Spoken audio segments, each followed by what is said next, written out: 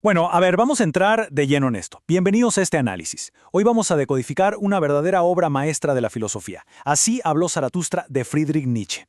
Fíjense que, a primera vista, este libro nos puede parecer el típico texto súper denso del siglo XIX, pero en realidad es una guía moderna súper vibrante y, sinceramente, más relevante que nunca para el autodescubrimiento. Es literal un manual estructurado sobre cómo encontrar nuestra fuerza en la soledad y forjar una identidad verdaderamente propia. Así que, comencemos este recorrido. Y la gran pregunta que arranca todo esto es, ¿de verdad es posible encontrarnos a nosotros mismos en medio de tanto ruido? O sea, hoy en día vivimos en una lucha constante por encontrar un poquito de claridad mental. Estamos todo el tiempo bombardeados por notificaciones digitales, expectativas sociales y un ciclo de noticias que nunca termina. En medio de toda esta avalancha, ¿cómo puede alguien realmente escuchar su propia voz interior? Bueno, Nietzsche abordó exactamente este problema y propuso una solución radical que vamos a ir estructurando aquí paso a paso. Punto número 1. El descenso de Zaratustra. La primera etapa de este viaje, curiosamente, no comienza en medio de la multitud, sino muy lejos de ella. 10 años. Ese es el tiempo que Zaratustra pasó en las montañas, disfrutando de su espíritu y de su soledad. Para ponerlo en perspectiva, en términos de hoy, imaginemos esto como la máxima desintoxicación digital. Es una pausa inmensa, prolongada, lejos de las opiniones de los demás, justo para descubrir cuáles son los valores que realmente nos importan. Para construir verdadera fuerza interior, a menudo el primer paso, absolutamente necesario, es dar un paso atrás y alejarse de la sociedad.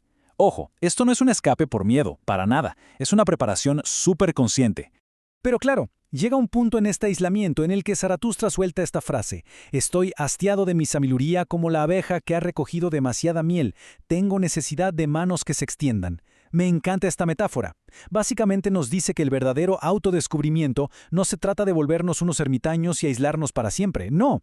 Cuando nos tomamos el tiempo para crecer por dentro, eventualmente acumulamos una abundancia enorme de conocimiento y empatía. Y esa misma plenitud es la que nos empuja, casi como una necesidad vital, a regresar y compartir todo ese crecimiento con el resto del mundo. Pasemos al punto 2. El ruido del mercado. Y aquí es donde la cosa se pone difícil, porque el regreso a la sociedad provoca un choque inmenso. Pensemos en esto como dos mundos opuestos. Por un lado tenemos la montaña, nuestro espacio de reflexión, de paz, de pensamiento profundo. Y por el otro, al bajar, nos topamos con el mercado. Este mercado simboliza las expectativas de la sociedad, la presión grupal, las redes sociales, y ahí nos encontramos rodeados de lo que Nietzsche llama las moscas del mercado. Son esas distracciones constantes, ese conformismo tóxico que nos exige ser igualitos a los demás. Es justo aquí, en este punto, donde las verdades profundas que cultivamos en el silencio chocan, pero de frente, contra las rutinas superficiales del día a día. Y para sobrevivir a toda esta locura del mercado, Nietzsche nos lanza una de sus metáforas más famosas y profundas. Él dice que el ser humano es, cito, una cuerda tendida entre el animal y el superhombre, una cuerda sobre un abismo. ¿Qué significa esto en la práctica? Bueno, o sea que nuestra existencia tal como es hoy no es el punto final. Somos literalmente una especie en transición. Crecer y buscar esa mejor versión de nosotros mismos es un proceso continuo. A veces da miedo, a veces es peligroso, pero definitivamente no es quedarnos estáticos. Y ya que tocamos el tema, vamos a definir este término que, la verdad, se malinterpreta muchísimo: el superhombre o Übermensch. Aclaremos algo, esto no tiene absolutamente nada que ver con un superhéroe de cómics volando por ahí. Es más bien una aspiración para nuestra vida diaria. Hablamos de ese individuo que logra soltar las normas sociales tóxicas, que rechaza por completo la mentalidad de rebaño y tiene el valor, la fuerza para crear el significado de su propia vida. Es, en resumen, la máxima expresión de superarse a uno mismo. Lo que nos lleva al número 3, las transformaciones del espíritu. Ahora, para alcanzar ese estado increíble, Nietzsche nos dice que nuestra mente, nuestro espíritu, tiene que pasar por 3 transformaciones clave. Y es un proceso súper lógico. Primero somos un camello, luego nos transformamos en un león para al final convertirnos en un niño. Lo genial aquí es que Nietzsche no nos deja colgados solo con la teoría pura, nos regala una hoja de ruta psicológica brutal para lograr esta evolución. Vamos a desglosar cada uno de estos pasos y ver cómo aplican en el mundo real. Primero, el camello. A ver, esta etapa representa ese peso asfixiante del tú debes. Pensemos en cosas cotidianas, ¿no? Como estudiar una carrera en específico nada más porque la familia lo espera de nosotros. O llevar un estilo de vida solo para encajar en un grupo. El camello, literalmente, se arrodilla y acepta cargar sobre su espalda todas estas tradiciones, las reglas, las expectativas de los demás y lo hace sin cuestionar absolutamente nada.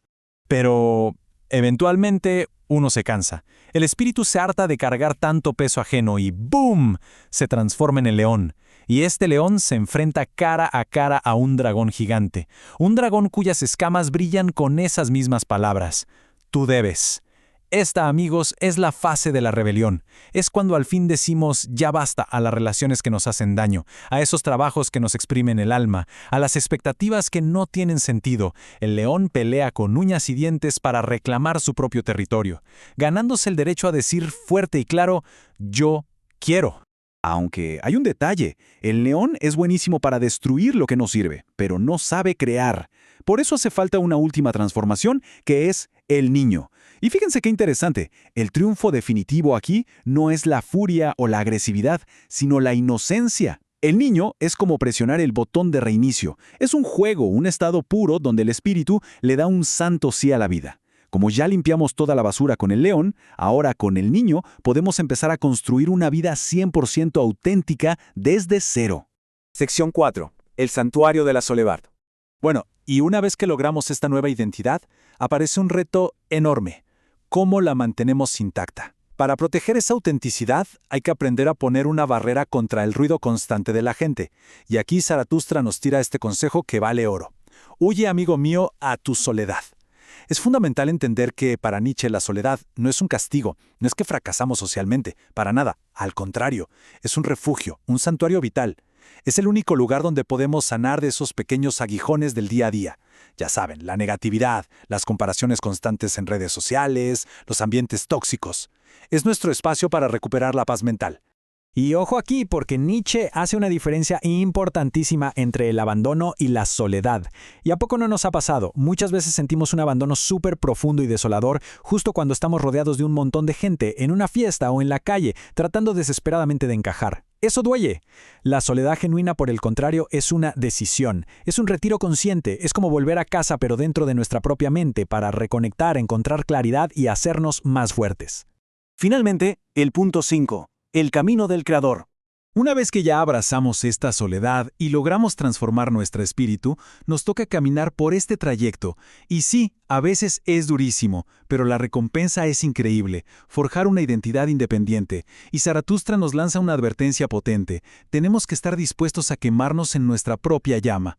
O sea, el verdadero crecimiento personal, seamos sinceros, duele. Implica destruir viejos hábitos que amamos, salir de la zona de confort y prácticamente dejar que mueran versiones antiguas de nosotros mismos. Literalmente como el ave fénix, no podemos renacer auténticos si no dejamos que las partes falsas se hagan cenizas primero.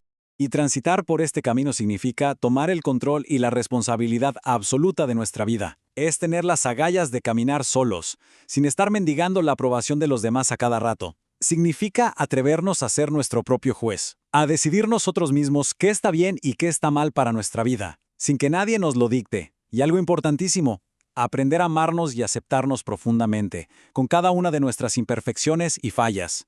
Eso es clave.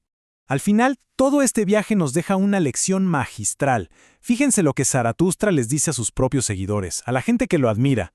Piérdanme a mí y encuéntrense a sí mismos. O sea, ¡wow! Un verdadero mentor, un verdadero filósofo, jamás busca crear un ejército de seguidores ciegos que solo repitan como loros lo que él dice. Lo que Nietzsche nos transmite a través de este personaje es que debemos usar su filosofía simplemente como una herramienta para pensar con nuestra propia cabeza y tener la valentía de trazar un camino que sea única y exclusivamente nuestro.